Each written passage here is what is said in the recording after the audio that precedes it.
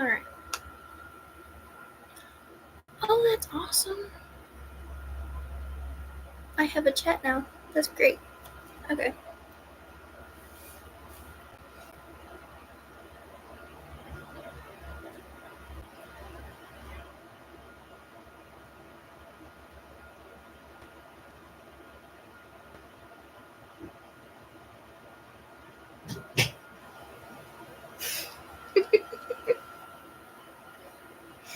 Hi. I was just texting you. Anyways. Okay. Kind of nervous. I'm not even gonna lie. So, I didn't really give myself enough time to find some things to talk about. Hopefully, I'll just come up with it. I've got my Bible just in case I need to go back and find something.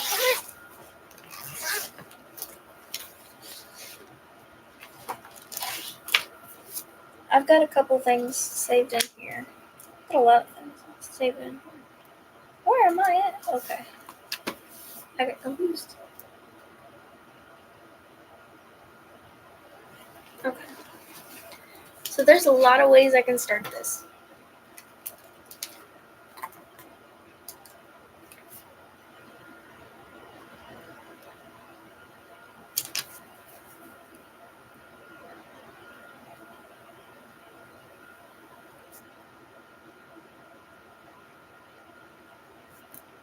So, kind of waiting on some people to join. I know one of my favorite people has joined. Waiting on 2 other people. Hopefully they'll join. Anyways. And hopefully people that, if they need to come in here, they'll be like, hey, check this out. And then, bam. I got more people. I'm so scared.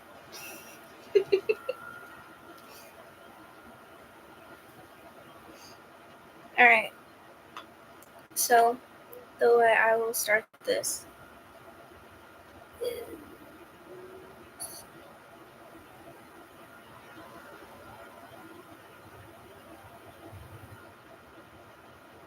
Alright. I don't know what to say. I'm nervous. My last one was like 7 months ago, and it lasted 2 hours. Just a couple hours. A lot of hours. So, I'm not sure what to talk about. I've got no idea.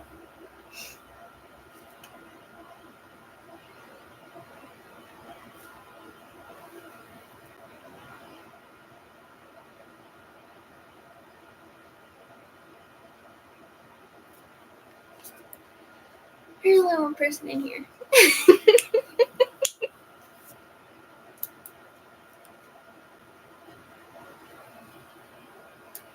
Alrighty. So,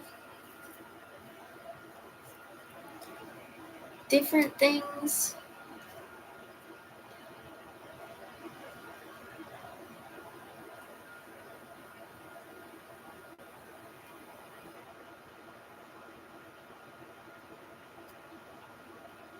There's something I want to start on. Kind of hoping my dad would join, and then I'd say, because it's something he needs to hear.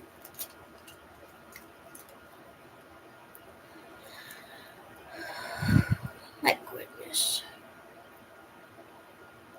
So, being a Christian isn't about being perfect. We're not here to be like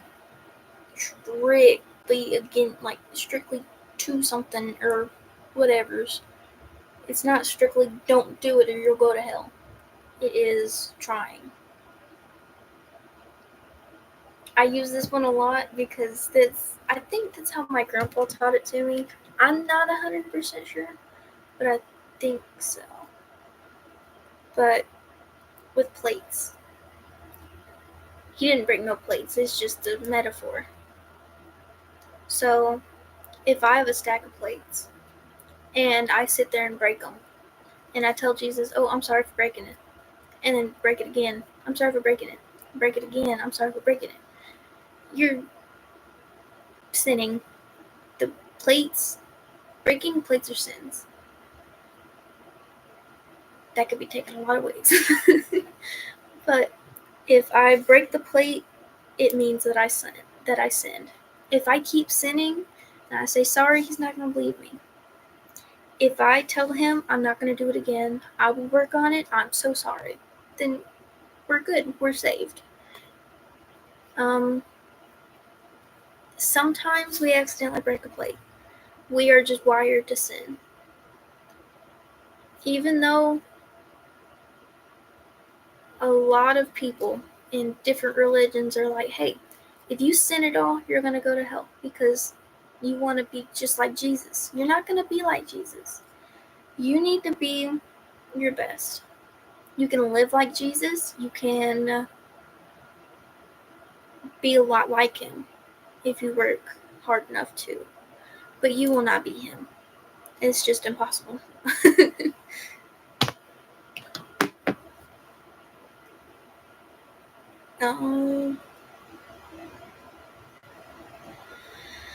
So if I sit there and I break a plate and I just keep saying sorry, I'm not really sorry if I keep breaking the plate, knowing that I'm breaking the plate. If I walk off and accidentally bump the table that the plates are on and it ends up breaking a plate and I didn't even know I did it, he didn't see it either because he knows it's an accident. He knows you're not doing it on purpose. If you come back, turn around and look and find a broken plate in the floor, we're both gonna be like, and then you have to apologize for it and be like, I'm so sorry. I didn't even know I did it. Please forgive me. And he'll forgive you like that. Never even happened. We cleaned it up. The forgiveness was cleaning it up, sweeping it up, throwing it away, and then trying not to break another plate. Not a lot of people understand that. It's not about being perfect, it's about doing your best. When you try to be perfect, it can end up becoming selfish in a way if you let it. If I'm gonna walk around and I'm gonna be just like Jesus and I end up being perfect, the flesh is gonna get to me and it's gonna be like, I'm better than you. I'm better than all y'all. I'm better than everybody. When really no one's better than nobody.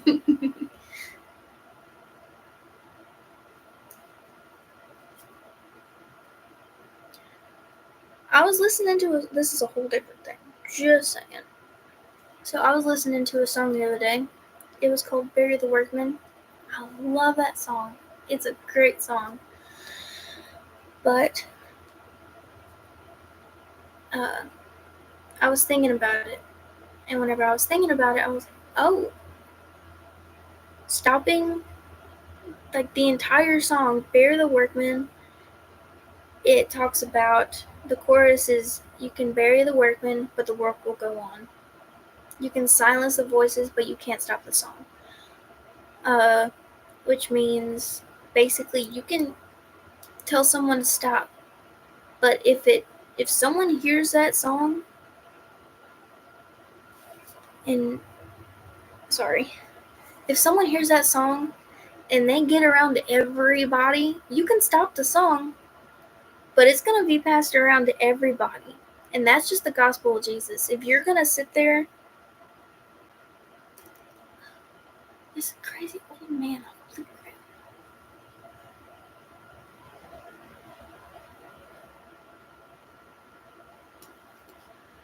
This old man is crazy. I am so sorry. I am so sorry.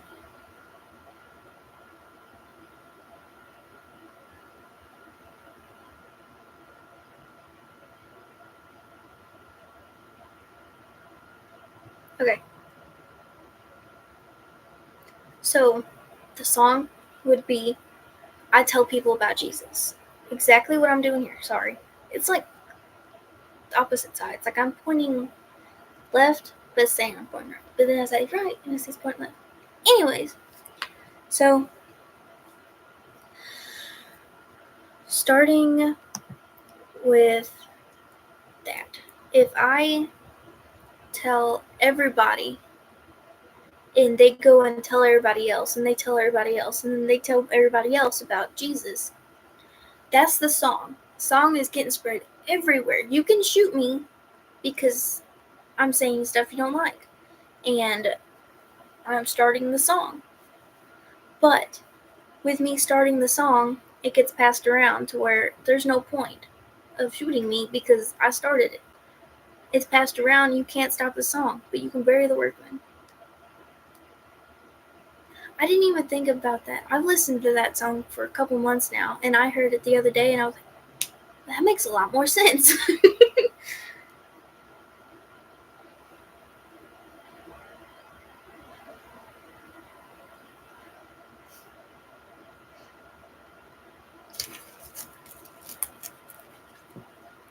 I'm going to go back over one of the biggest parts that a lot of people don't understand. A lot of people don't know it. But I'm not sure how to say it anymore. I even said it just like a couple minutes ago. Okay.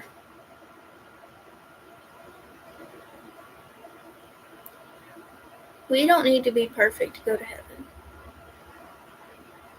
We don't need to be a straight line. I can't even draw a straight line. There's a moth trying to attack me. Anyways. We don't have to be a straight line. We don't have to be exactly like Jesus. We just have to be good. We just have to do our best. It's okay to mess up sometimes as long as you catch it. And if you don't catch it, I don't know how to explain it. If I slip and I sin throughout the day and I don't even see it, I still go back at night and I put that effort into being like, I'm so sorry. And then if I'm serious about being sorry and then the next day I try to fix it, it's okay because you're doing your best. You don't have to be a straight line. He doesn't want you to be a straight line. He wants you to be exactly the way you are. Like with being saved, he said, come as muddy as you are and I'll clean you up. Well, it's okay if you get a little bit of dirt on you as long as you go on and wash it off.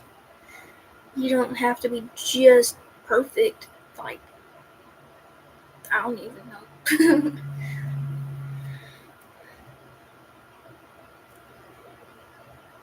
This next thing is huge.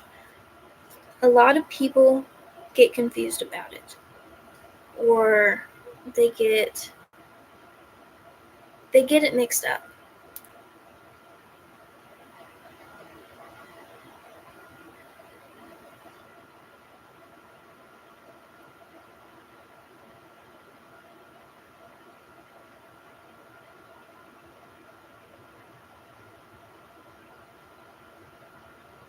You don't need to live. I understand that.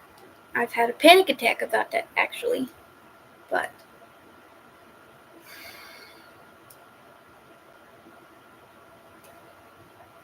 yes, exactly. That basically lives. That you just answered your own thing. If he knows you're sorry, then yeah.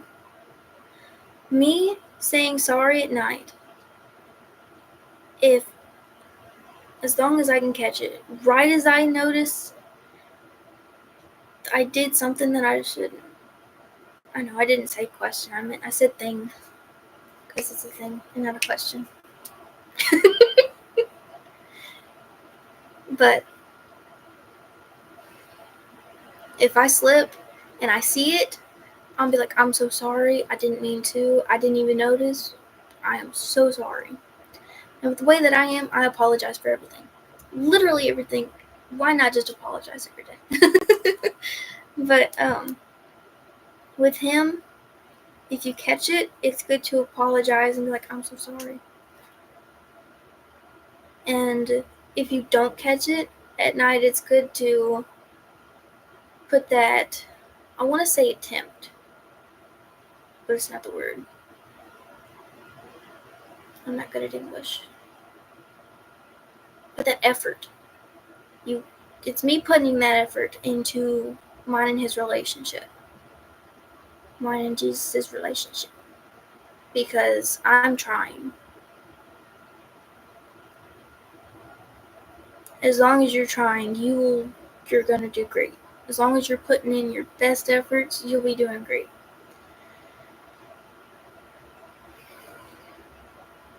Anything else?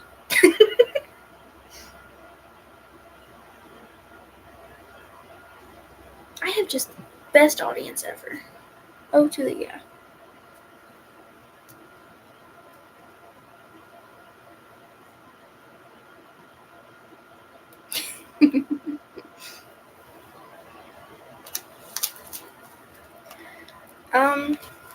Next thing is one of the biggest things I have to talk about.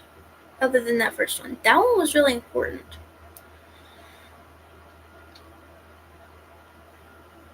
Where did my pen go? There it is. I have to write something else down.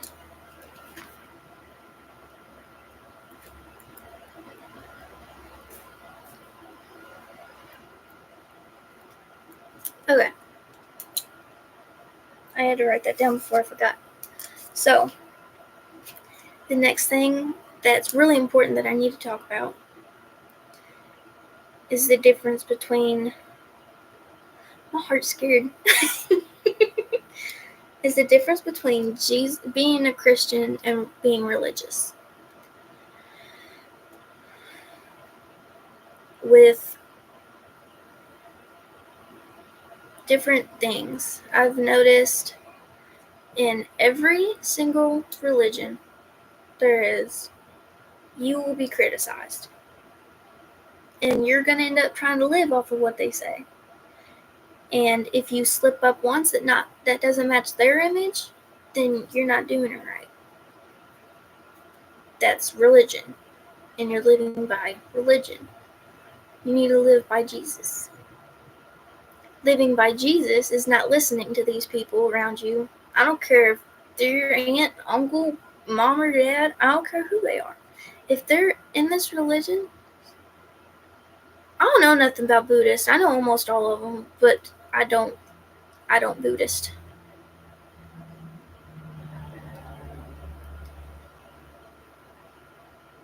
I don't even know what a Buddhist is. I know it's a different religion. Oh my goodness. You're throwing me off topic. Very interactive. Better than graphics. Anyways.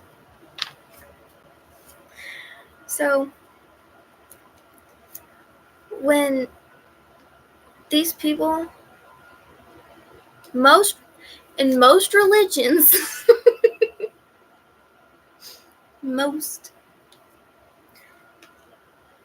a lot of religions have this in common.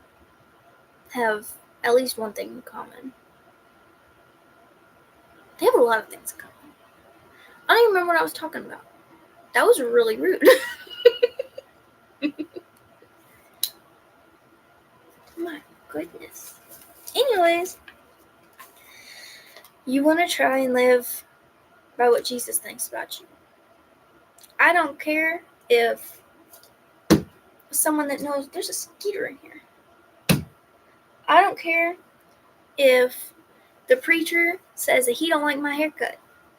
He doesn't like how long it is or anything about that. He doesn't like that I have ponytails all the time. Well, I don't care. If Jesus likes me having my hair like this and having my hair in a ponytail all the time, I don't care what you think. I can be thrown out of church. I can be thrown out of all the churches. I don't even care. I'm not trying to live by religion. I'm trying to live by God. Living by God and religion are completely different things. Religion are the people. God will get them before you get there. You're going to beat your booties. I'm just saying any preacher. But you just have to understand what I'm saying. Don't listen to the people. Even if it was my most favorite preacher, my grandpa. He was a great man. Whatever, if he said he didn't like my hair, and I said, okay, and then I read, or Jesus tells me, hey, I like your hair the way it is, just leave it. Then I'm going to leave my hair the way it is. We're not trying to live by the people. We're not trying to live by whatever they made up in church. We need to live by what we read and what we hear. Yes, church will teach you a lot. We need to listen to what the preacher says, but I know it's going to sound weird, but God will perk up your ears. Like, if you were a dog, yeah, his ears will go because I've sat in church and I haven't heard and I won't hear anything. And then at the most random times, my ears will perk up and it's something I needed to hear. You're not there for the people. You're there for the message. Excuse me. A lot of good preachers will have God talk through them. That's literally their prayer. I've heard a lot of preachers preach.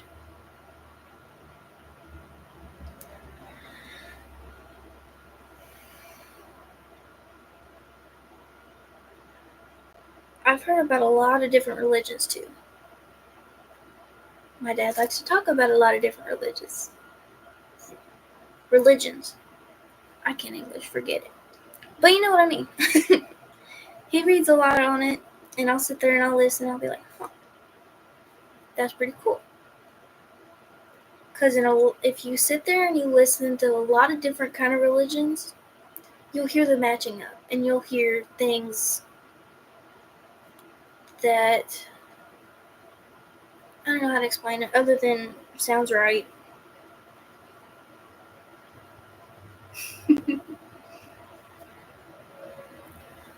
I don't know.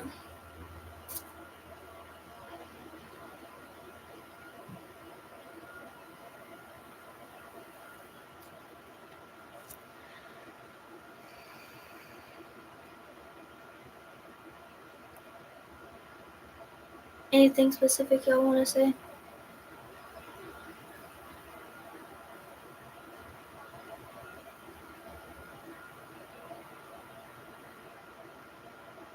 Nothing.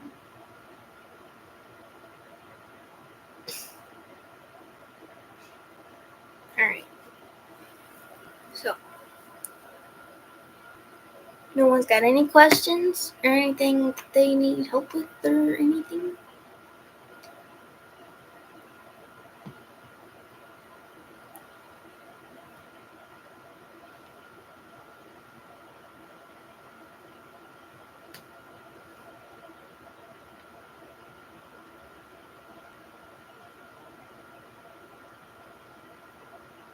Nothing?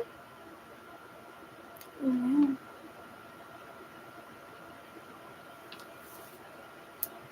What is your question? If it's something about my daddy, I cannot answer at the moment. Let's talk about Jesus.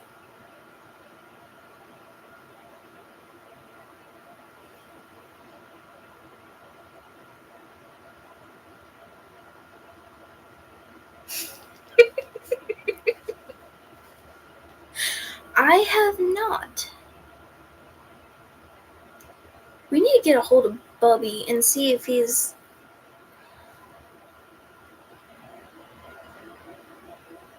We need to talk to Bubby because we had this cheese ball thing, and it had every tool we used. I don't know where it's at. It should be underneath it or somewhere around it. If you don't know where it is it the big, medium, or small one?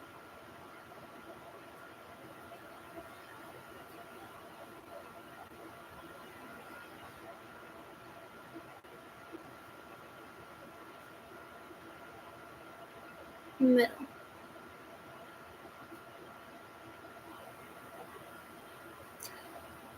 I've got no idea. I'm sorry. Okay. You can join, I guess. That was kind of aggressive, Mr. Sir. Come here. Oh. Wait, real quick.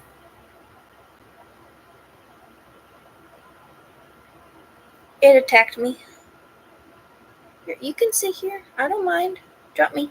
Let me go. Please. Thank you, darling. Alright. Got a new guest.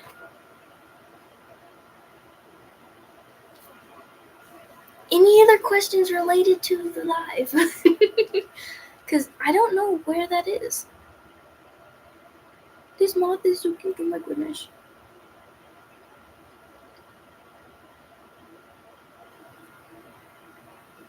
I don't know. That's adorable. Okay. My back hurts.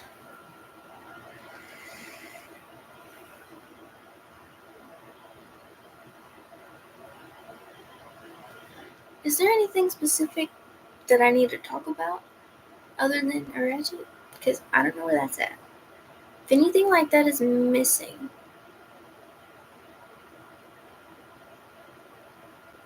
Did you check in the bike?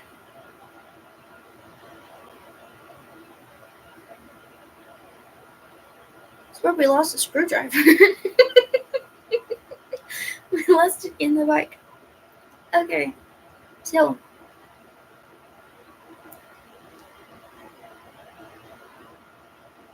He disappeared. Okay. So. I was gonna say that. We're gonna say this instead. So this one is planting seeds. This next thing. And I don't mean gardening. I mean putting the idea. You really gonna enjoy my life with me? Okay. Or did you get stuck?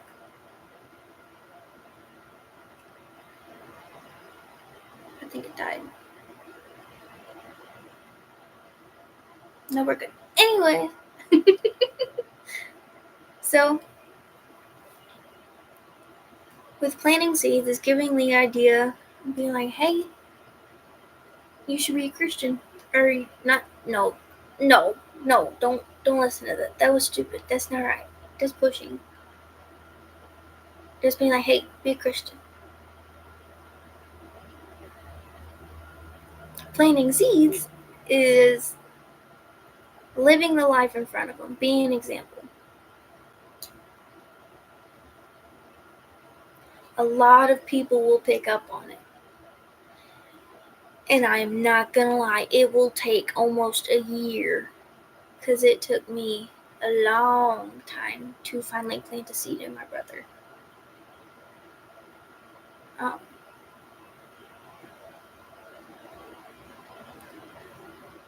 Whenever I started, I did not hide the fact that I was Christian, or that I got saved, or that I'm really into it, and I didn't hide living the life of God. I actually lived it right in front of him. Like, I pray before I eat, no matter where we're at. No, like, everywhere. And I pray over everything. It makes my little brother mad. It's funny. But, whenever I go to my dad's, I will pray, and they've been praying with me, which is me putting that seed in, and they're really, my daddy's supportive. He's like, okay.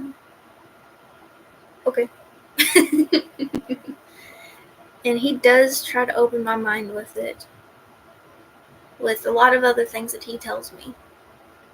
And I listen. I really do. I pay a lot of attention. It kind of confuses me. It throws me off a little bit sometimes. But I know why he does it. And I really appreciate it.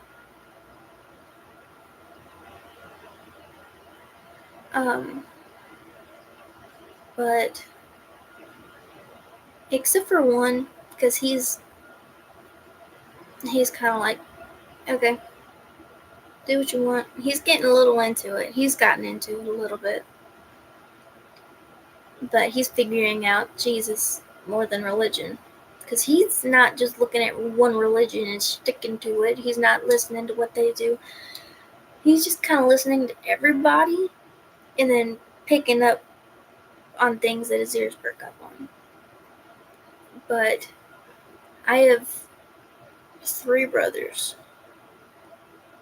The youngest one, he's a pain in the butt. All brothers are a pain in the butt. That's just all of them.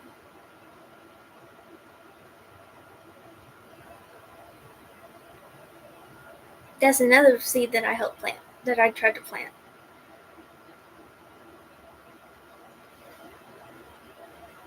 I'm glad I was able to plant it. I did that before, like halfway through this year. I barely knew what I was doing, but I knew enough to help you. But with my youngest brother, he picks on me all, and he gets like aggravated and annoyed whenever I pray over everything. Like, I'll pray over a candy bar and then eat it.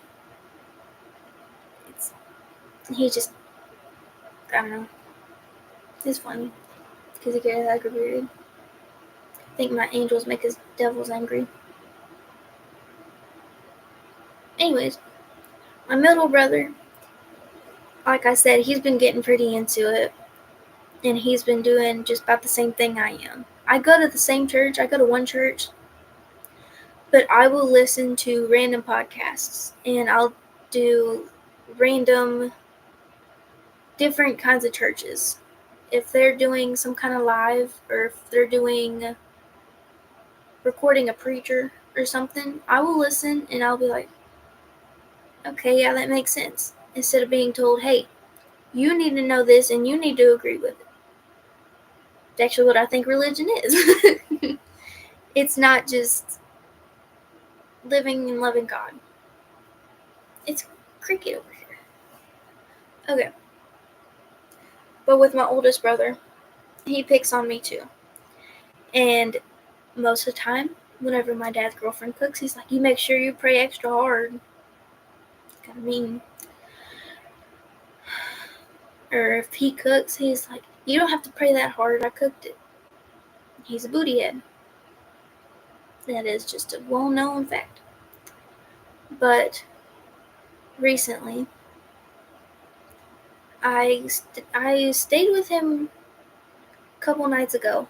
I just stayed at his house for a couple hours and had dad's girlfriend pick me up. But whenever I ended up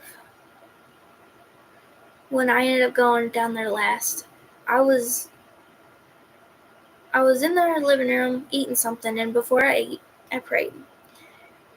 I was in the floor. He sat in the floor next to me. I didn't get any teasing. He stuck his hand out. We held hands, and he's like, you're not going to pray with me too? I'm like, yeah, we'll pray. And he prayed with me. I didn't get no fighting. I didn't get no picking or playing. It was just, you're not going to pray with me too? That seed took like forever to put in his dude's heart. Like, that took forever. But then he did that, and my entire prayer, it was changed. It was like, thank you for helping me go far enough to help my brother. Because that is one of my biggest things, is that I'll go to heaven without my family. And I know it is not my job to judge who goes where. But with the way he's always been, He don't listen. If you try to tell him something, he ain't gonna listen to you. He's gonna talk over you, and they'll be like, okay, well, but, and then just continue to talk, and he won't shut up. But he's doing a lot better with it. I think once he figures out the relationship with God, figures out how it all works and how to do it, or see, like, you just have to be an example for your family or the people around you. Even if it's some stranger.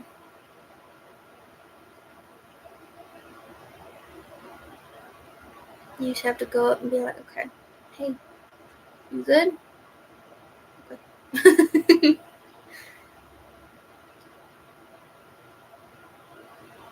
I've heard a lot of questionable things. That's like, huh, how does this even work? I'm not gonna lie, I don't understand how the world works. I don't understand. I do catch myself on different things, like I'll get caught up.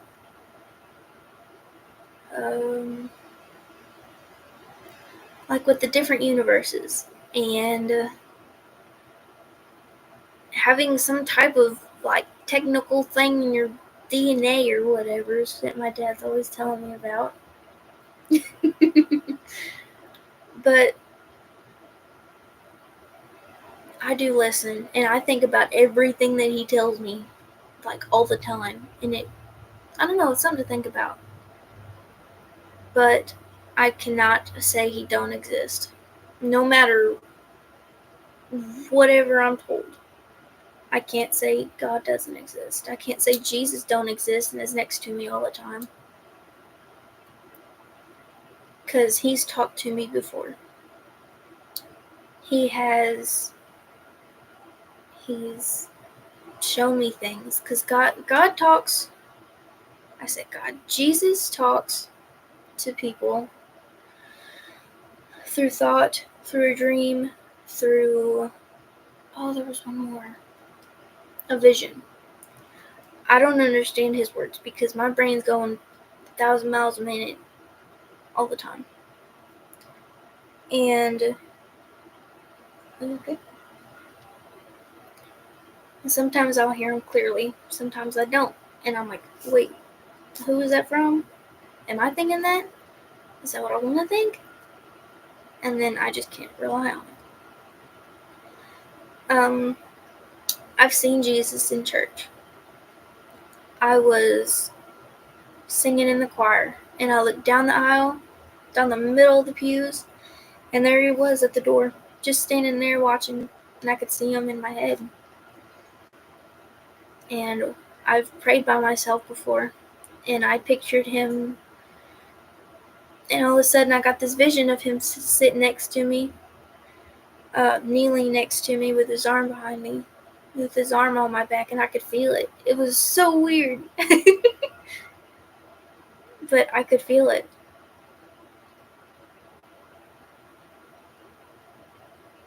I will question a lot of things. I'm still a kid. I'm still trying to figure out how everything's going, how everything works, and whatnot.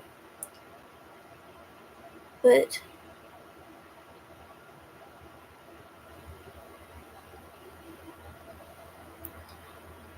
I know that I can't throw down the fact that he doesn't exist. And nothing can put over the fact that Jesus doesn't exist.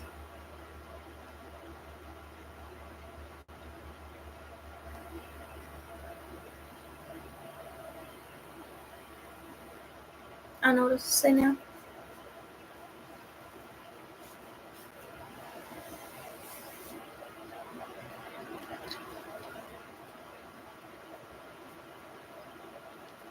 Y'all got any questions or anything?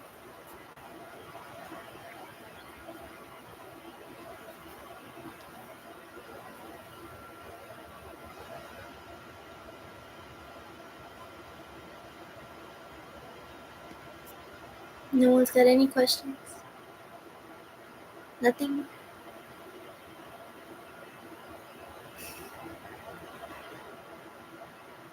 I don't even know who's here. I know one person's still here, but I don't know who's here.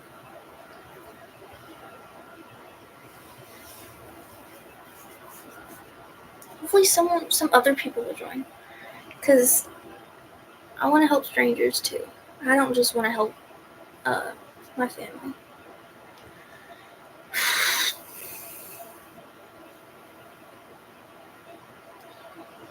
Do y'all want to say anything? Have any questions?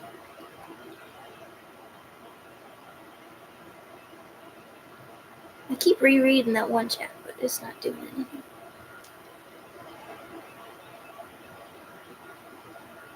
Also, you first two are like, it's got a crown next to you. Y'all are my top fans. Y'all are here in every single one.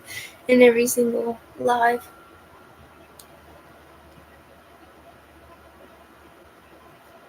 I just want strangers to come in.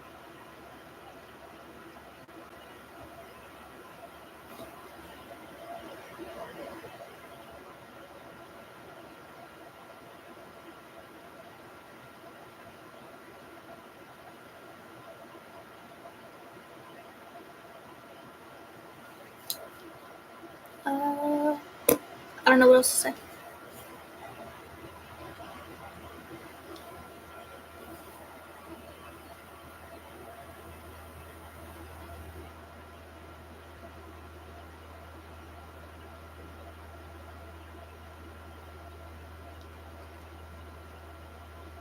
Well,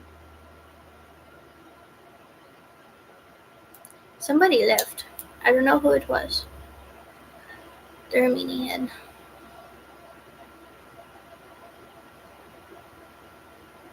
I think he's loading the trailer. Okay. So, is there anything anybody wants to say? Any questions or anything? Something y'all want me to talk about? Okay, then yeah, Daddy left. Oh, use number 2. Because Daddy's been responding more. And saying more. So you're top fan number 2. That sucks. I love you. Anyways. Oh, you're on the tractor! Okay, cool. It says there's only one person in here.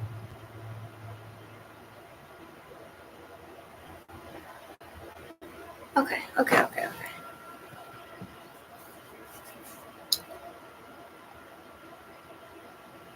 I don't know. Forget it. Okay.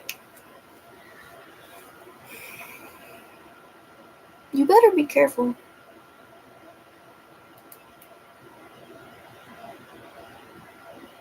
You can't get hurt. I'm not gonna let you.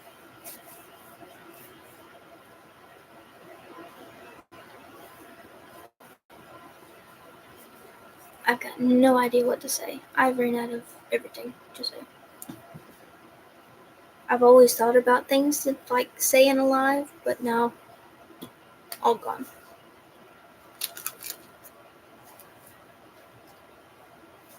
That moth is still here. I don't even know what's going on anymore. Oh my gosh. Ah! It scared me. You need to calm down. You've got a broken leg. That's what's going on. Always careful. You better be.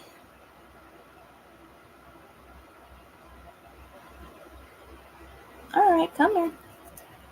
Ah! I'm sorry, guys. I'm trying to do a mission. Oh, man.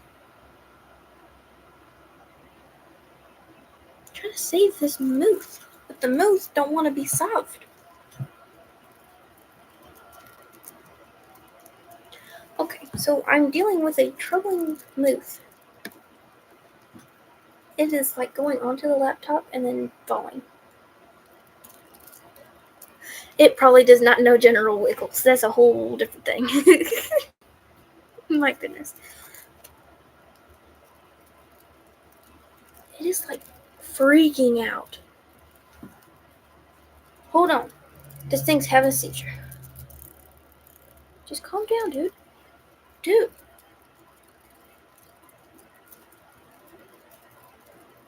You're doing this to yourself, you know.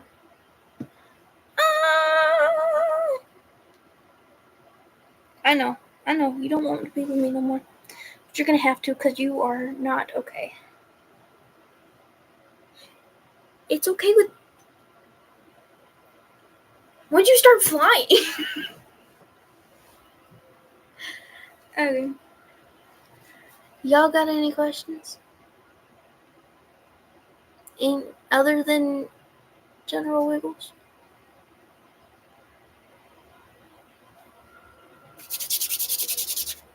Anything y'all want to talk about? Because I'm down to nothing.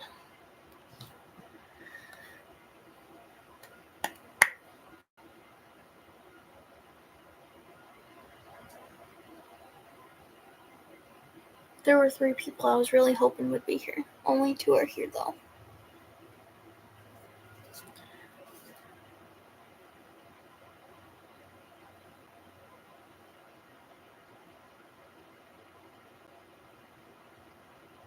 It says only 1, but 2 people are talking to me. It's kind of...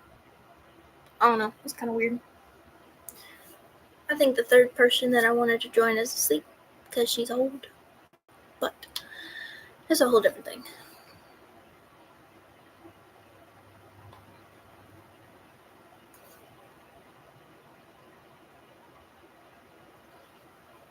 I can look through my Bible and see if I can find anything to talk about. Anything important. If y'all got any questions, just ask, and I will try my best to answer. Holy crap, that was a lot of highlighting. Oh, that's why. I have pages just covered in highlights. Mostly in Matthew, though.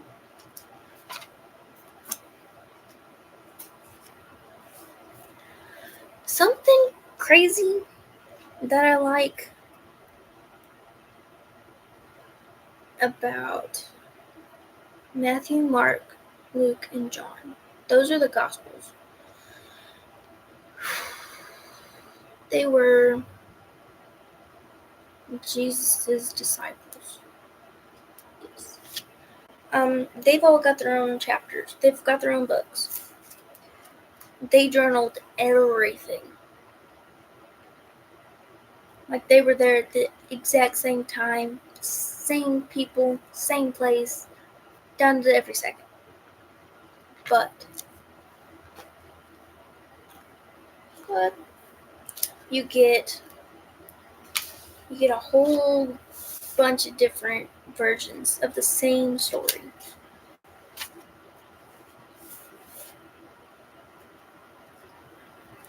I think it's pretty cool because they'll all say different things that Jesus said. That kind of throws me off though.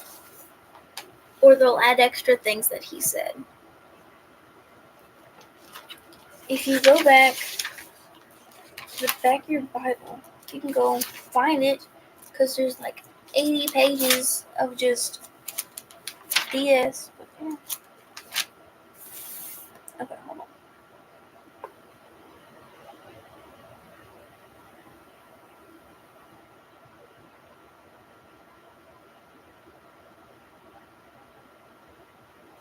Okay. I can't find anything. Y'all got any questions or anything y'all really want to talk about? Or want me to talk about? You're confused with or whatever?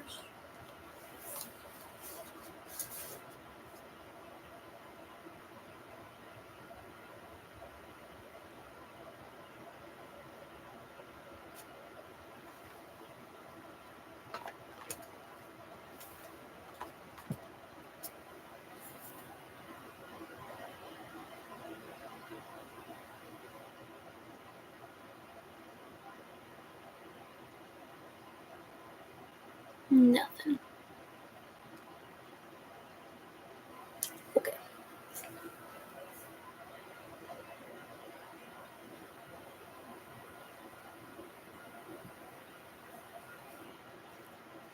Okay.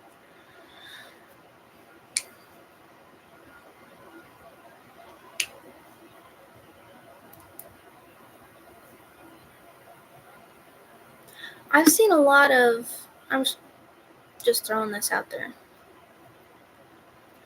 I've seen a lot of videos where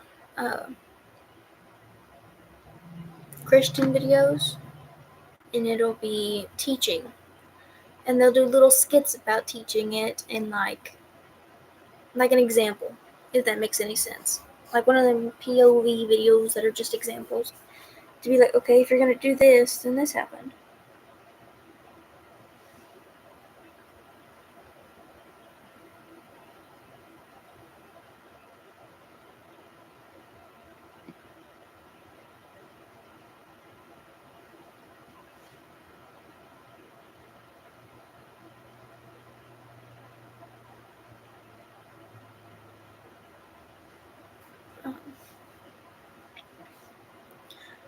But just pick out you.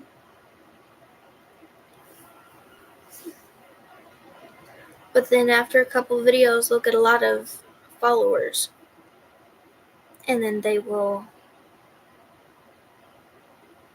Anyways, and then they'll start acting out. And it's like, okay, that's enough of that, because they're not being Christian no more. They're actually living in the fame without, they're tricking themselves. That's another thing. It's another thing I'd like to talk about.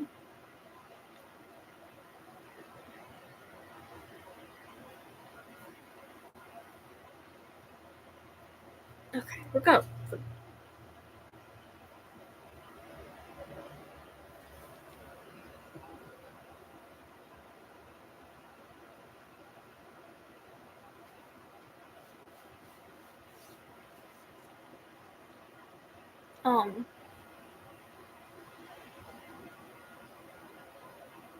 I just want to say this because I have struggled with it too.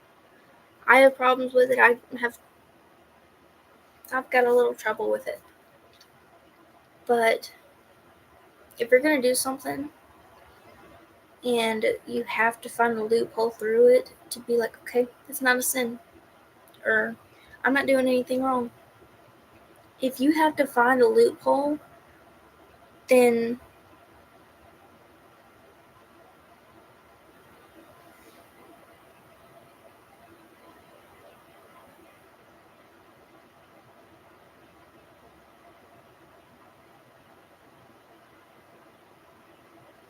you shouldn't do it.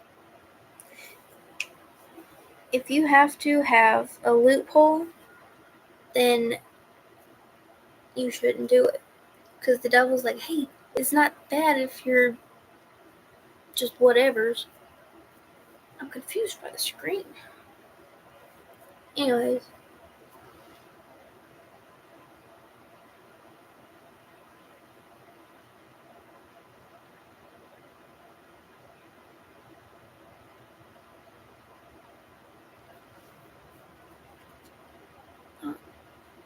Because the devil's like, okay, if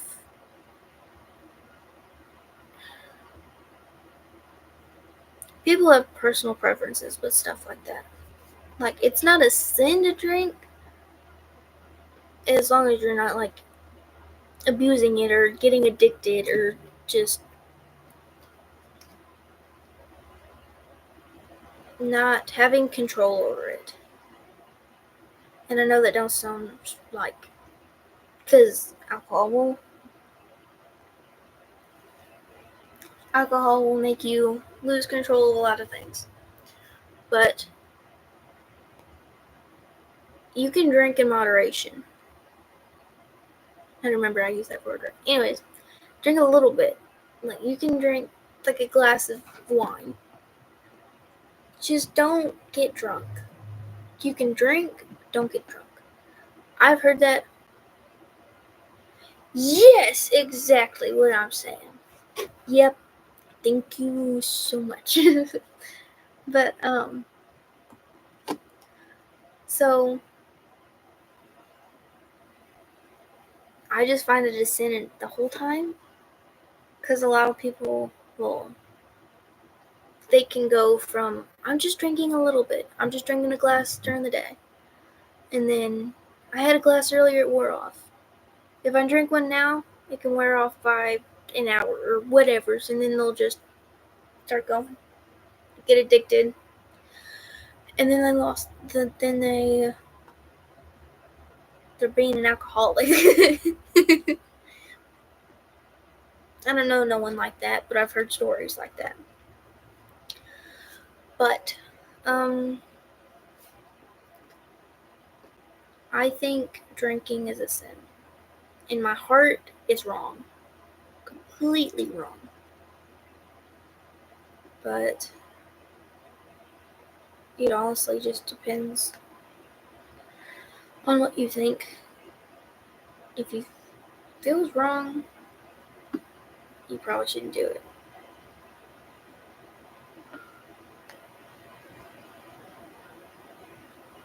Yeah, drink but don't get drunk. Yep.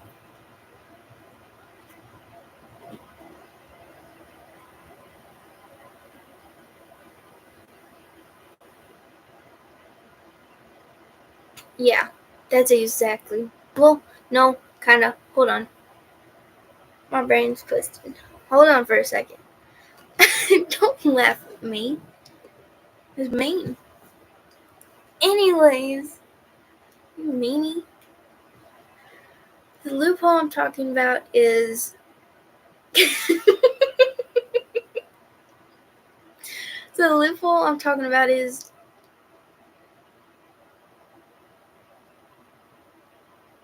did I? Hold on, I gotta take a second.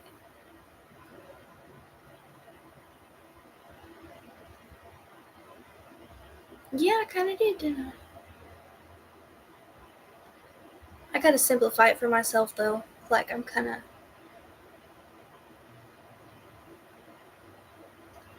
um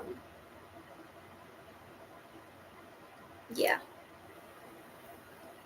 Yeah.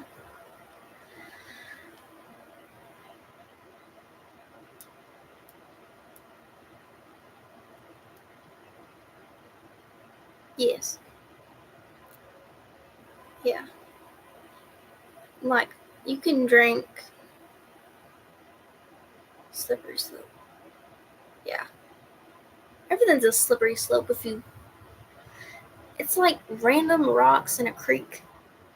They all just slick, but then some are not.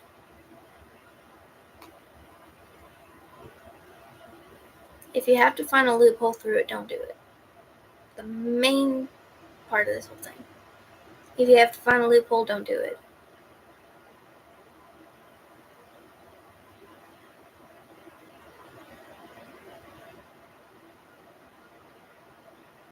What is that? Oh, that's cute. Alright.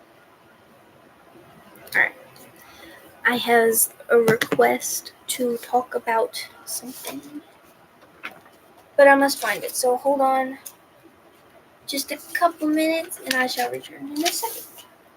I say return like I'm leaving, but I'm just not paying attention for a split second.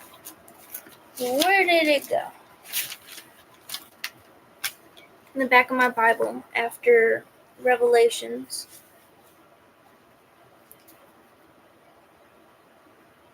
I need to read Revelations again. Coolest thing. Okay, hold on. I just gotta be like, real quick. So, coolest thing about reading your Bible with me, I've read Matthew's already. I've read all the way through Matthew. And then I'll go back and I'll read something from it and be like, I don't remember that. And I'll learn something completely different or it'll be cleared up. It's the coolest thing ever. I love it so much. I don't know why, but it's just awesome. And he'll do that with everything in this Bible.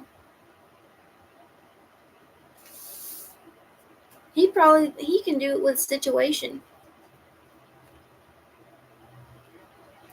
He'll put you in a situation and then you get out of it. You think you figured out what happened. but then he'll put you in the situation again, and then you're like, oh, that makes a little more sense.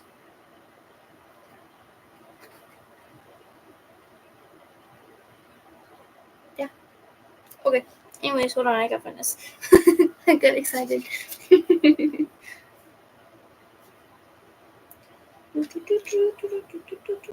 No. Where's that at?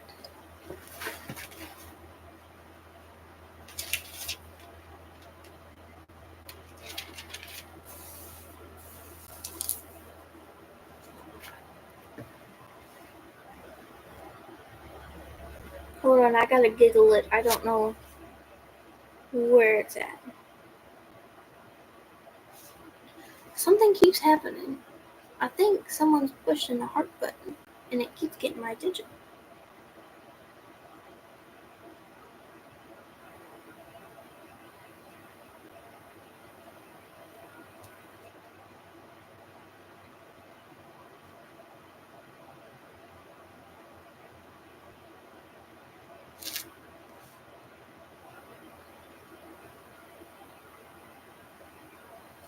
Oh, I knew that. I knew the book, but I couldn't remember which one it was. I knew it, but it was not a. It was not. It was just not there. So Matthew, Jeremiah, Psalm, Job, Israel, Chronicles. So many Chronicles. Holy crap!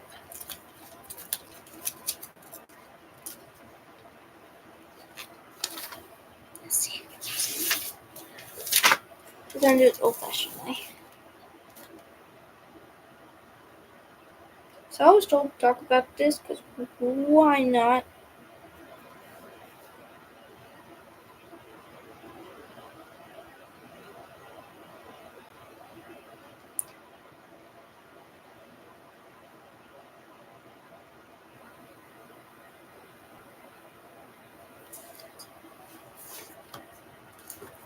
I'm Tharesla.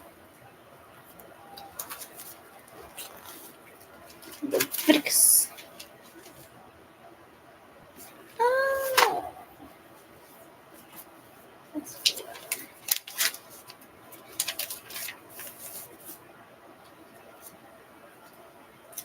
Y'all can just talk amongst yourselves.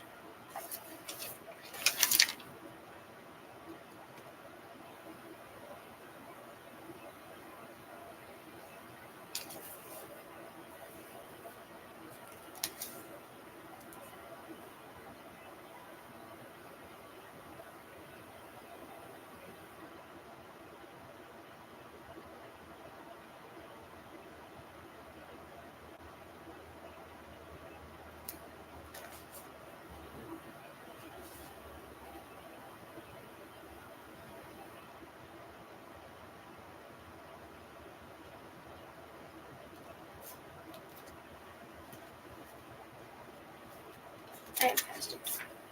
Pretty sure. Did I? I can't even find it no more. Ephesians. Gelatins is not at all what it says, but I can't remember. I'm turning my phone off. Gotta turn that off. Acts. The Acts of Apostles. So scary. John.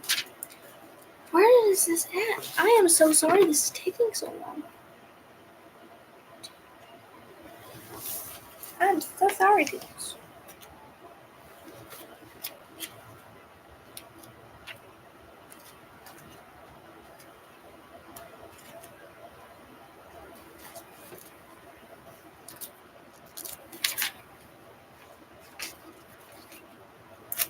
So how's your nights going? Okay.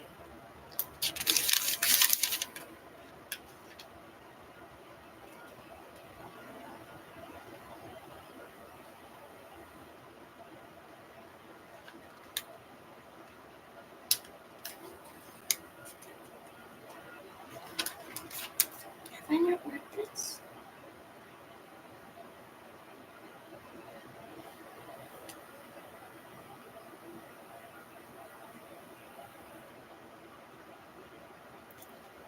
Just in case y'all get bored of waiting on me, you can talk to each other. I don't mind.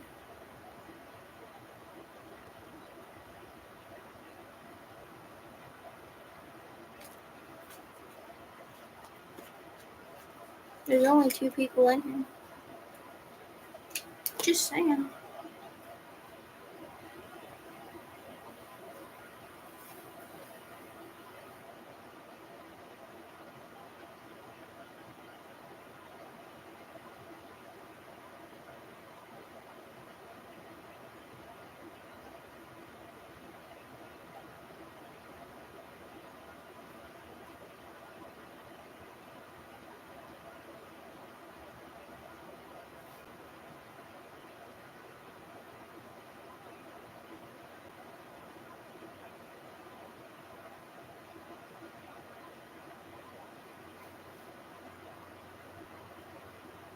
Ooh, this is another thing I want to talk about. I need to get my thingy out. This is sticky notes in it. Sticky note all the important stuff. Because then you can't lose it if you sticky note it. Sticky note. Okay. It's not at all what I was looking for, though.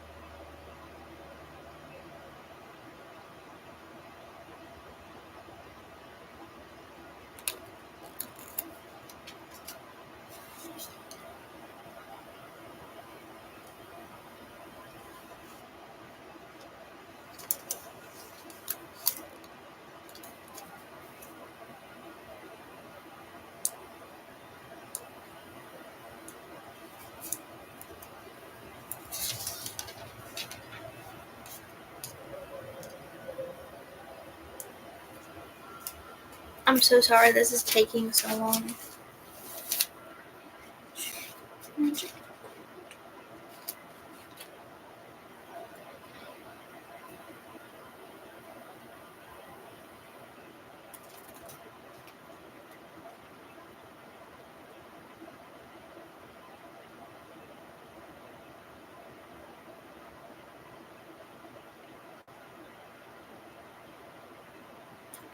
Ooh, I found it. I have it written down. This is awesome.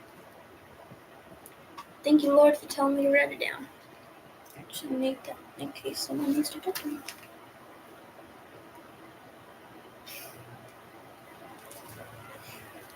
I'm glad you think so. I'm taking forever. Anyways, no, it does not bleed through. My mama didn't listen to something once because she thought it was bleeding through. Anyways, so our first part of Daniel's story. I say first part. Yeah. Anyways, so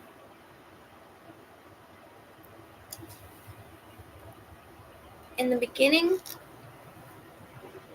God created the heavens. I'm just kidding. I am just kidding. I had to. So,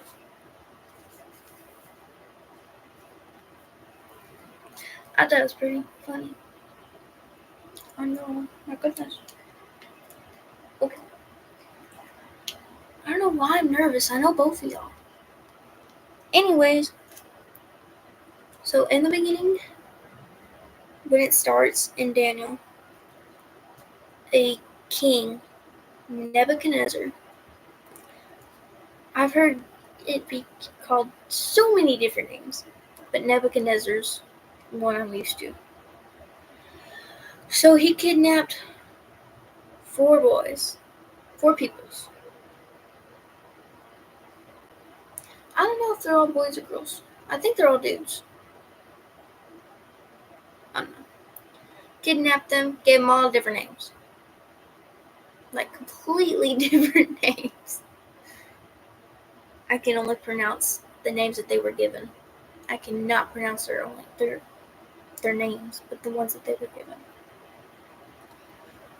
But one of them is Daniel, and then we have Shadrach, Meshach, and Abednego. This story has been told 1,000 times, but as I have said, you can hear different things from it every time you hear it. I love it. Anyways.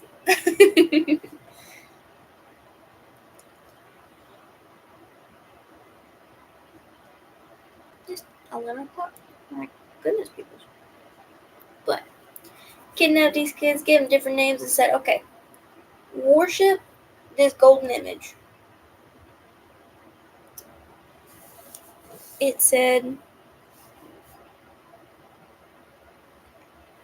ow. It did not say ow. Anyways, Nebuchadnezzar the king made an image of gold. What are you doing? I was trying to die on me. It is past time for bed, but I am talking about Jesus, so bedtime doesn't matter. So I could get in trouble.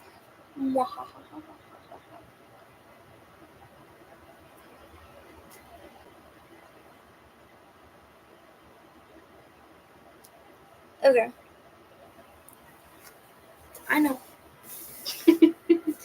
Nebuchadnezzar, the king, made an image of gold, whose height was 60 cubits, and the breadth thereof 6 cubits. I don't remember what a square cubit was. I think it was like half. But a cubit is about here to your finger.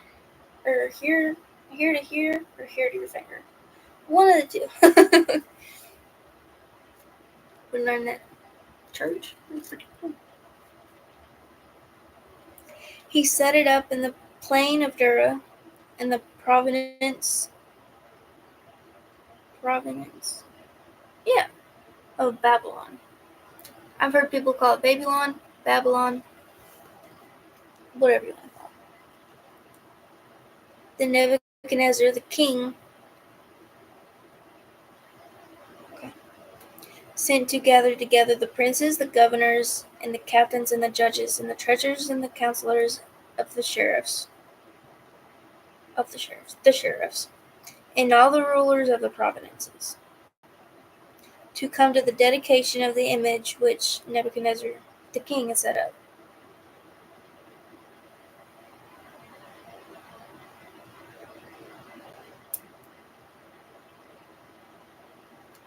So Nebuchadnezzar made something out of gold.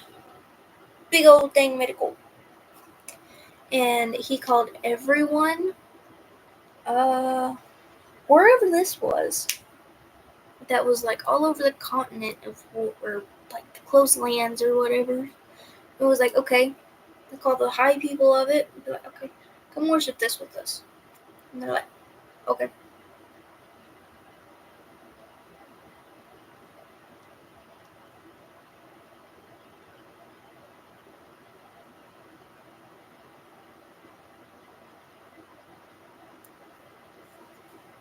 And then after he was like, okay, come worship this with us, they added more to the story.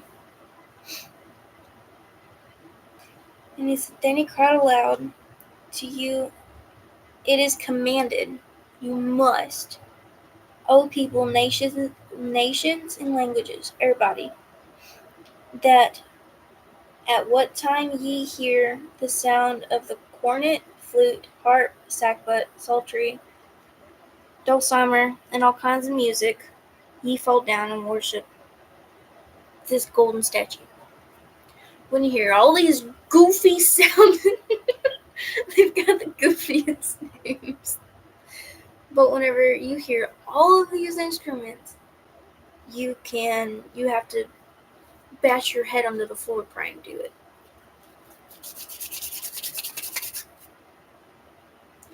Shadrach, Meshach, And Abednego said no.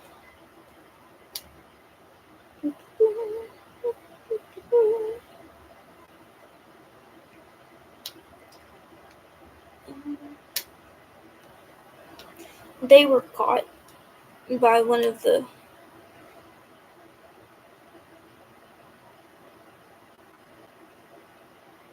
So it says, if you do not listen to that, and whoso falleth not down and worshipeth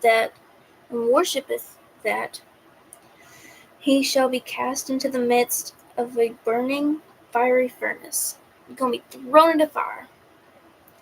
There are certain Jews whom thou hast set over the affairs of the province of Babylon. Shadrach, Meshach, and Abednego, these men, O king, have not regarded thee. They serve not thy gods, nor worship the golden image that you've set up. They weren't listening like they were supposed to. Okay. Then Nebuchadnezzar, in his rage and fury, commanded to bring Shadrach, Meshach, and Abednego. Then they brought these men before the king. Be like, bring them here. They did. Nebuchadnezzar spake and said unto them, Is it true, O Shadrach, Meshach, and Abednego? Do not ye serve my gods, nor worship the golden image that I have set up? You ain't gonna listen and do what I say? That's basically what's going on. They're just saying no.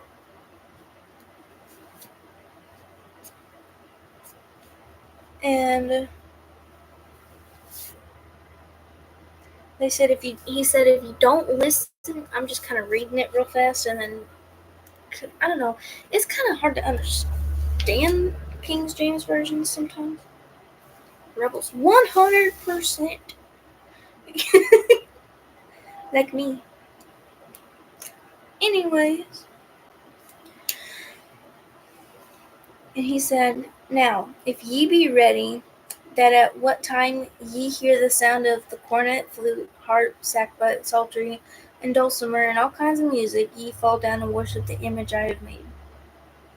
Well, but if ye worship not, ye shall be cast the same hour into the midst of a burning fiery furnace. And who is that God that shall deliver you out of my hands?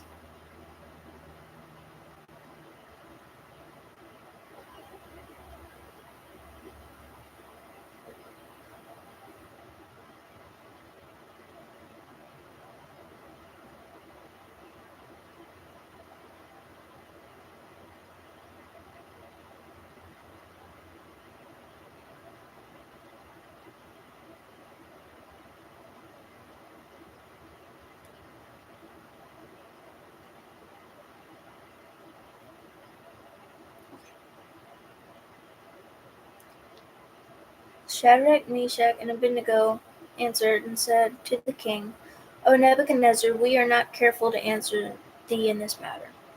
We're not going to tell you. No, that's rebels.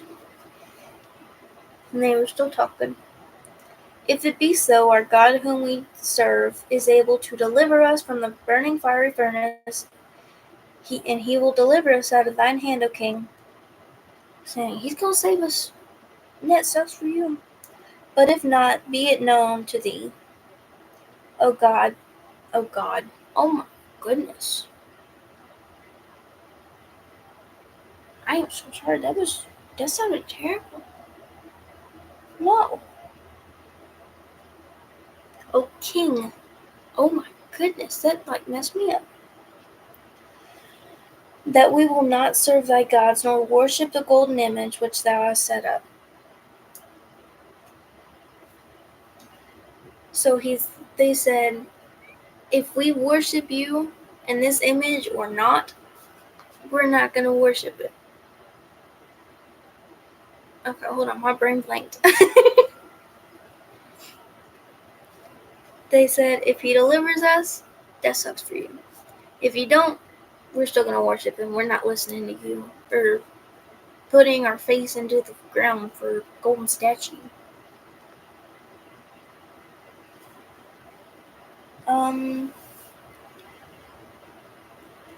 Then was Nebuchadnezzar full of fury, and the form of his visage, I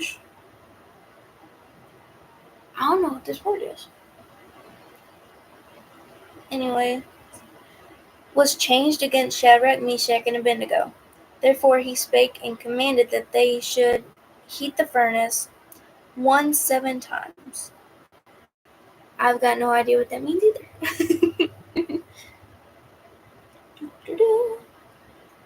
Sometimes more than it was won't be heated. 7 times more than it was wont to be heated. I don't know what that means. Oh, I lost my peoples. There was 2 extra peoples in here. Anyway, then these men were bound in their coats, their hosen, and their hats, and their other garments, and were cast into the midst of the burning fiery furnace. These people were thrown into the fire. Oh my goodness.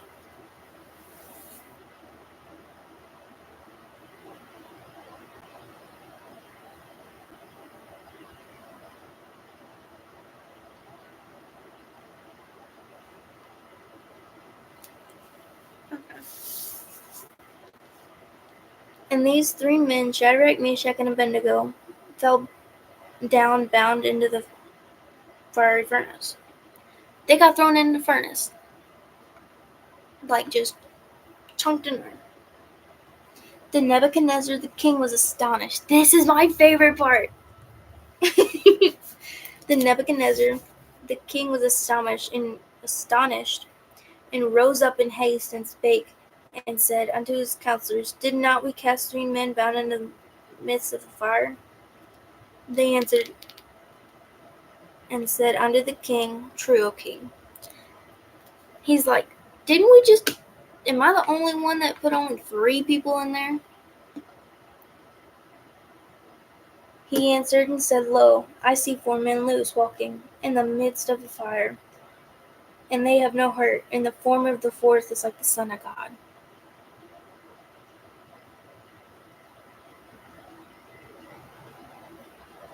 This dude didn't know God. He didn't listen to God. He didn't worship God. He worshipped this golden thing. Which is just crazy, because he knew what the Son of God looked like. His brain's like, oh crap, that's the Son of God. He don't even listen to God. He don't worship God. It's crazy.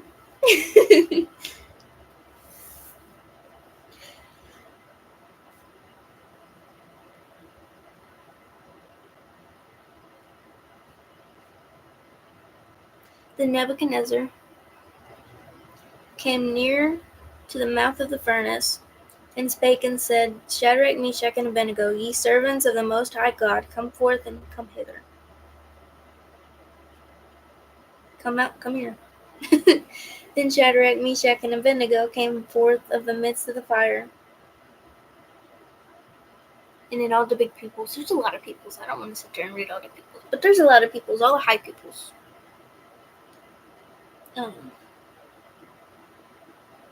Being gathered together, saw these men upon whose bodies the fire had no power, nor a hair on their head was singed, neither were their coats changed, nor the smell of fires passed on them. Which means they didn't smell like smoke. Nothing changed at all. Like, not at all. Not even a hair on their arms or their head or nothing.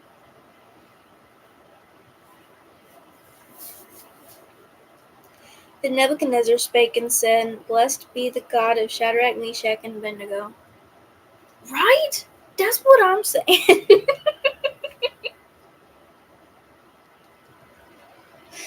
Oh my goodness, child.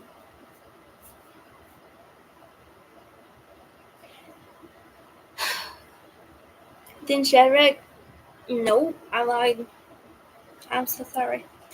Then Nebuchadnezzar spake and said, Blessed be the God of Shadrach, Meshach, and Abednego, who hath sent his angel and delivered his servants that trusted him and have changed the king's word, and yielded their bodies, that they might not serve nor worship any god, except their own God. Not gonna listen to nobody but their own God. Their own King of Kings.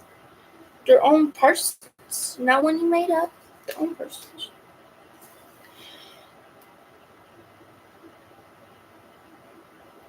Jeez, people.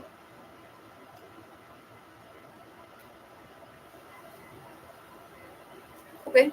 Oh, yeah, that's that story. Oh, I was missing. Anyways. Oh, no peoples. That sucks. Is there still peoples in here? There's one peoples. What just happened? It said no peoples and then one peoples. Okay. I got blister. Anyways. He said anyone who does not listen to this, does not listen and do what he says, and I forgot what it was. Doesn't worship this golden image. He changed it. He's like, therefore I make a decree that every people, nation, and language speak anything amiss against the God of Shadrach, Meshach, and Abednego shall be cut up in pieces. Against God. Him and him are besties now. That's crazy.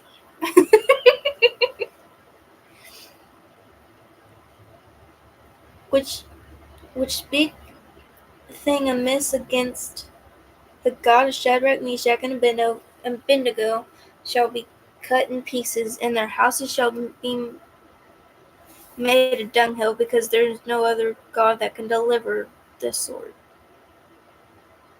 And then Shadrach, Meshach, and Abednego in the province.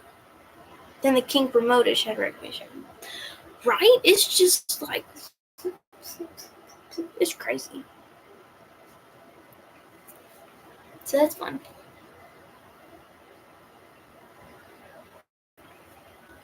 Alright. The next page, it gets better. This is all, I'm going to tell another story. It's in the same exact book. There's 3 things going on. It's crazy. Okay. I heard this one from, actually, I heard it from a deacon instead of a preacher. He was doing Sunday school. I was a part of his Sunday school because I'm a teenager. You just gonna have to deal with it.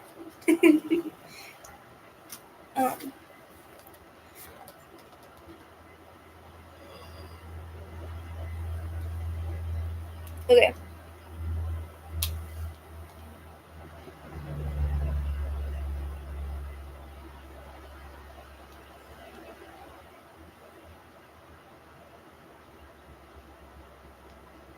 I'm gonna try and pronounce his name.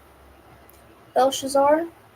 That was actually a lot easier than what I thought it'd be. Anyway, Belshazzar the king made a great feast to 1,000 of his lords. There's some people who looked up to him. And drank wine before the 1,000. They all drank wine. They drank it.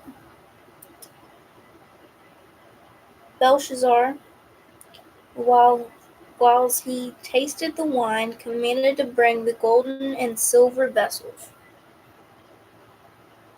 which his father Nebuchadnezzar had taken out of the temple which was in Jerusalem, that the king and his princes and his wives and concubines might drink therein.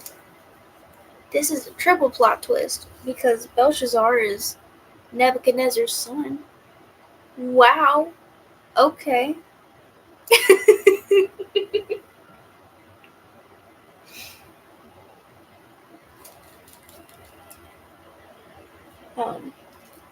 Then they brought the golden vessels that were taken out of the temple of the house of God which was in Jerusalem. We just read that. This is... I didn't notice that. Number 3. The same thing. I don't know. And they drink wine and praise the gods of gold and the silver and brass and iron and wood of stone. All the elements, all the tough elements. In the same hour. Oh, this is my favorite part. In the same hour, while they were drinking the wine and these things that Nebuchadnezzar, his father, stole from the palace. I say palace. Temple. In the temple in Jerusalem. Jerusalem. My goodness. They were drinking the wine, and then all of a sudden, in the same hour, came forth fingers of a man's hand, and wrote over against the candlestick upon the plaster of the wall of the king's palace. And the king saw part of the hand that wrote. He seen part of the hand. It was Jesus' hand. Maybe not Jesus. It's God's hand. It's creepy. I bet that would be freaky. You see this hand writing on the side of your building. Oh my goodness. Then the king's countenance, if you know what that means, let me know, has changed, and his thoughts troubled him, so that the joints of his loins were loosed, and his knees smote one against another. Oh, I knew this.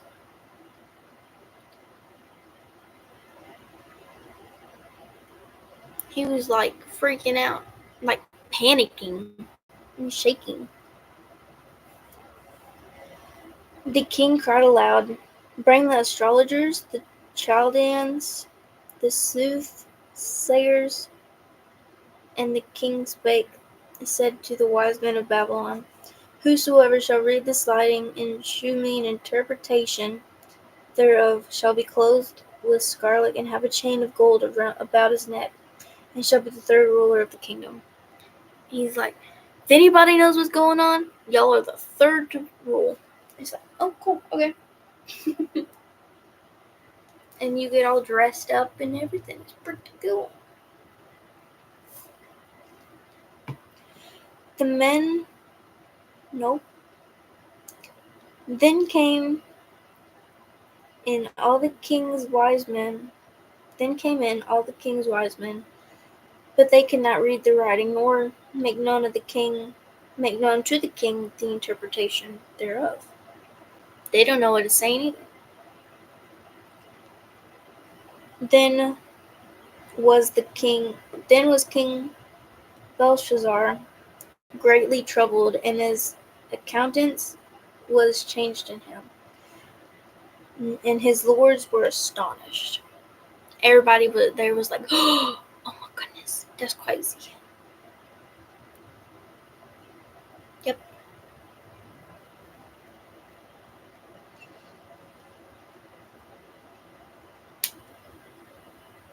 Now the queen, by reason of the words of the king and his lords, came into the banquet house, and the king's queen, oh my goodness, I just can't English. The queen spake and said, O king, live forever. Let not thy thoughts trouble thee, nor let the countenance be changed.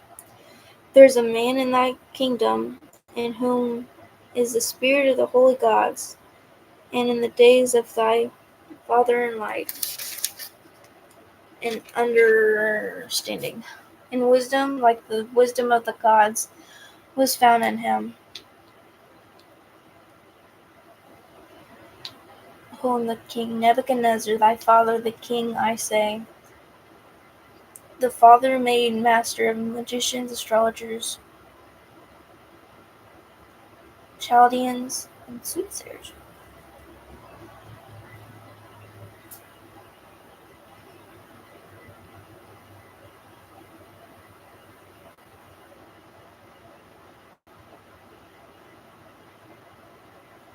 So yeah, that's cool.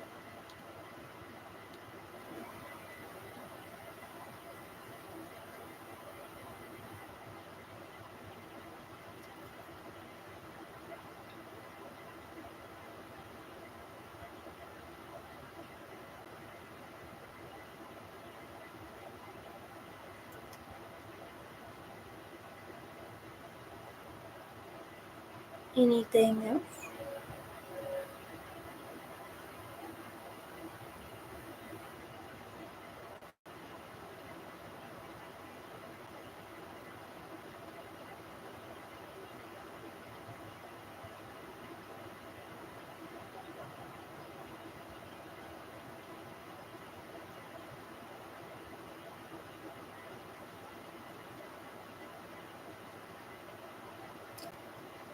I was told somebody has a question. Or is that for the end? Nope, that was after. Okay.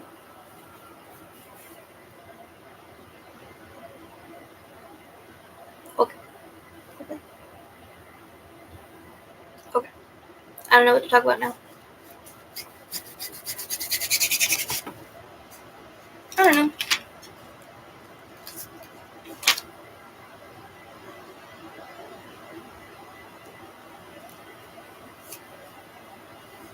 So this is fine.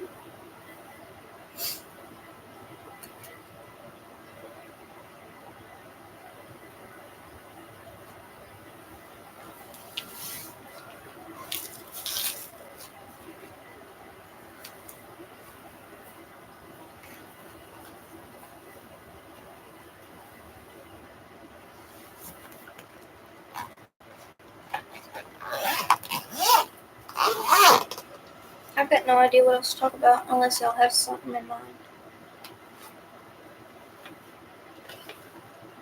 Any questions or anything?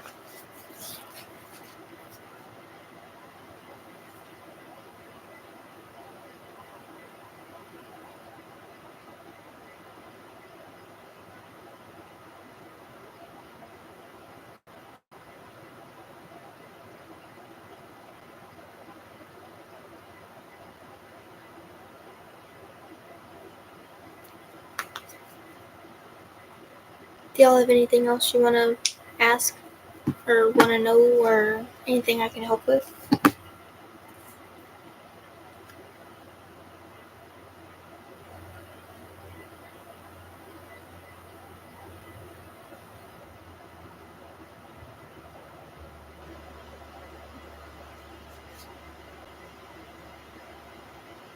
I don't even know who's still here. It says one person is here. But it's been saying that Daddy and William's still been here the whole time. So that's fun.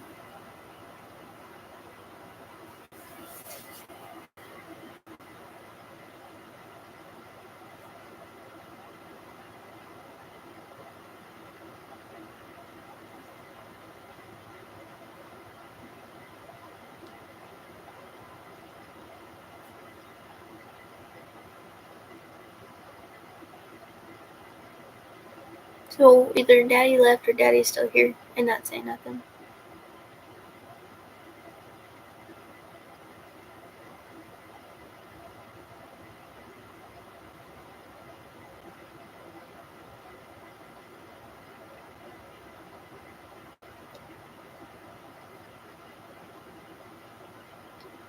Ooh, I have something to say then.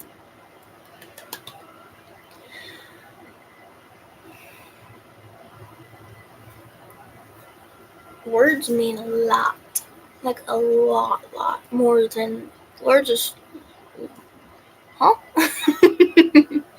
Words are stronger than people think. Like a lot stronger. Any small disapproval in words can throw you off very much. There's a lot of power in prayer. And I will say, there's a lot of power in prayer. If something I find pretty interesting about all of this, is if you pray and you're like, okay, God, give me patience. Help me get some patience going. He's going to test you. That's just how you get patience. He tests me with my little brother all the time. Because this kid's always yelling at me. But today I will say I did pretty good. Oh, owie. if you ask God to give you strength, He will give you some things that'll give you strength. You just gotta get through it.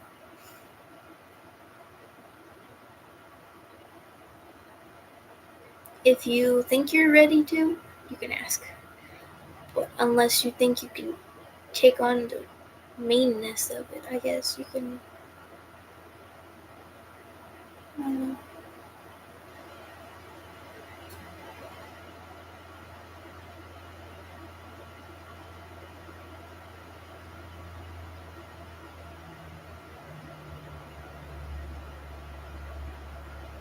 Is there anything anyone else wants to say?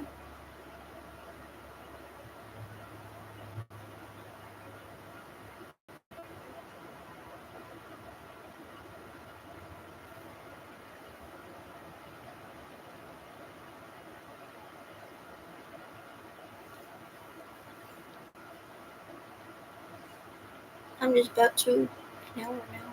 2 hours. That's crazy. If y'all have anything, like any questions or anything, you're confused about something or want to know more into about it, just let me know and I will do my best.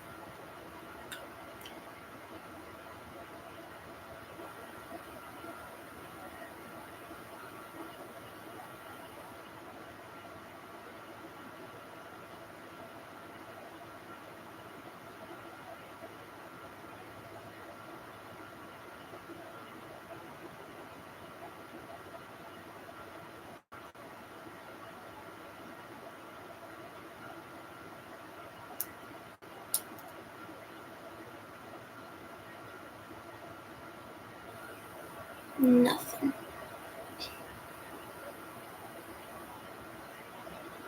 Okay. If y'all don't say something soon, I'm gonna just end up leaving.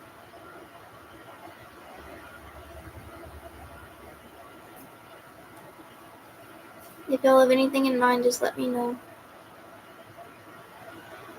If you want to know more about something, I'm gonna get into something more, just let me know. And I will pick it. And I'll say more stuff about it.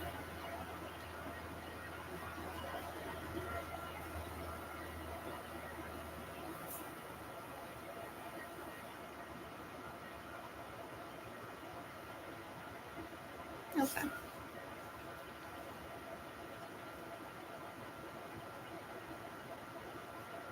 I don't even know if Daddy's still here.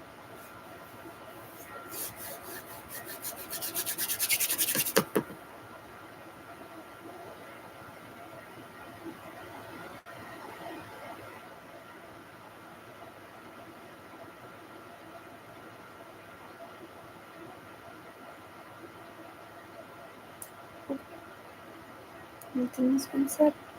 Other than I don't have anything else.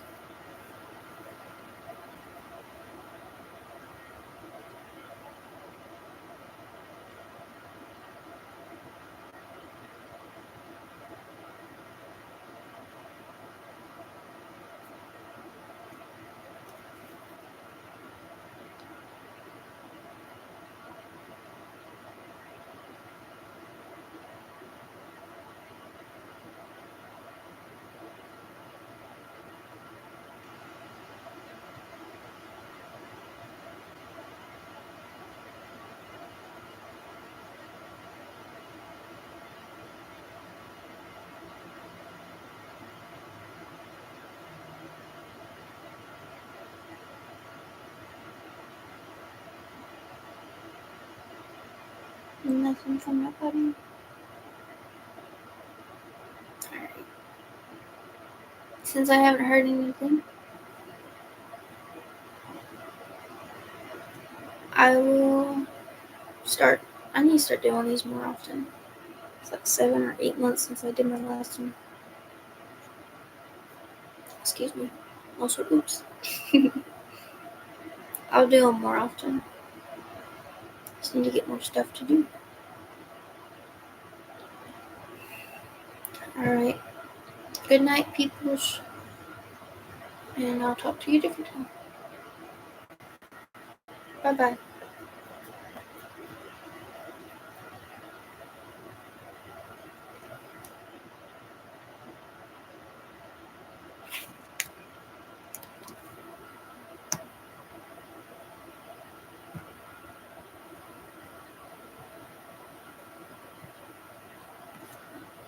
Bye, people.